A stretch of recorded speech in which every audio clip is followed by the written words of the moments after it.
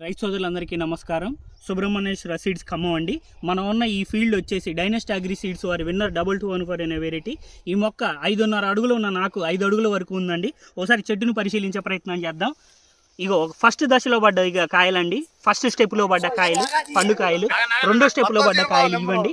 Third step అంటే బుట్టకు వచ్చిన పైన వచ్చిన బుట్టకు వచ్చిన కాయలండి. ఇది 100 నుంచి 120 రోజుల మధ్యలో మొక్కండి.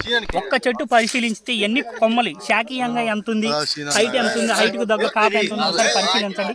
ప్రతి కాయ కూడా కలరు, సైజు, క్వాలిటీ ఎలా ఉందో కూడా గమనించుకోండి. ఒక మేలైన విత్తనాన్ని మేలైన రైతు చేతిలో పడితే ఎలా ఉంటుందో ఈ చేను అలాగుందండి. ప్రతి మొక్క, ఒక్క మొక్కే కాదు, ప్రతి మొక్క ఏ మొక్క గమనించినా కానీ అదే రీతిలో కాపు ఉండడం జరిగింది. కాయలో ఫస్ట్ నుంచి కూడా కాయలో మచ్చలు కూడా ఎక్కడా లేవండి. విత్తనం ఒకసారి